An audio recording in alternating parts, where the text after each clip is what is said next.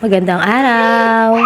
Nanguha na naman ako ng mga dahon ng malunggay. Wala nga akong maisip na maiulam ngayon. At medyo masama pa nga ang aking pakaramdam. Dinig nyo naman sa aking boses. Talagang masama at parang nga talaga akong lalagnatin ngayon. Naganap na naman nga ang trangkaso dito sa amin. Ito at isa nga ako sa tinamaan. Kaya nung matanawan ko nga yung dahon ng mga malunggay, ay ito na nga ang kinuha ko at naisipan kong ulamin namin ngayon. Hindi nga lang tuswak sa bulsa at masustansya. Dahil bukod pa nga doon ay napakadali at bilis lang din naman itong ihanda at iluto. Kaya kapag nagmamadali at wala nga akong maiulam, ay basta natanawan ko nga itong dahon ng mga malunggay, ay di ito na nga ang aking madalas na nailuluto. Bale, at ayan nga at nakikigisa ko na nga yung kamatis at sardinas. Nilagyan ko na nga rin ng medyo madami-daming tubig at nung kumukulo na nga yung tubig ay inilagay ko na nga din itong mga dahon ng malunggay. Kung ganyan ba naman nakasariwa at kasarap nitong aking uulamin, ay hindi nga ako magsasawa sa dahon ng malunggay. At kahit pa nga siguro lagi-lagiin ay okay na okay lang sa akin. Inilulubog-lubog ko lang din yung mga dahon ng malunggay sa tubig para mas mabilis maluto. Ilang minuto lang din naman natin yung hihintayin dahil mabilis lang din talaga maluto yung mga dahon ng malunggay. Lalo pa nga at medyo mga malalambot na parte lang itong mga kinuha ko. At ayan nga, mamaya-maya lang ng konti ay ito na nga, luto na nga ang ating sinabawang dahon ng malunggay. Ito nga at naghain ako agad at naggayak na nga kami ng aming mga pagkain. Mabuti na nga lang din at maaasahan na nga itong dalawa kong anak. Kahit sa mga simpleng bagay at simpleng mga trabaho ay natutulungan na nga nila ako. Kaya kahit papano ay medyo may nababawas-bawasan na nga ako ng aking mga trabaho. Sa murang edad nga nila na yan ay marunong na nga sila maghugas ng plato at magsaing. Maaasahan ko na nga din sila sa iba pang mga bagay katulad na lang ng paglilinis at pagwawalis at pagdidilig ng mga halaman. Mabuti na nga yun, parang bata pa nga lang sila ay marunong na sila at maaasahan na sa mga bagay na ganun. Minsan nga hindi ko na nga sila inuutusan at nagkukusa na rin nga sila talagang kumilos. Madalas pa nga na nagpipresenta na nga sila na sila na nga lang daw ang tagagawa. Kaya tunay na nagpapasalamat din talaga ako sa Lord sa buhay ng mga anak ko na masisipag at maintindihin na kahit na nga salat kami sa buhay ay hindi nga sila kailanman nang hingi ng lagpas at higit pa sa mga kailangan at kaya namin. Kaya naman sa Panginoon talaga ang pinakamataas na papuri sa aming mga buhay. Ito nga at kinagabihan naman ay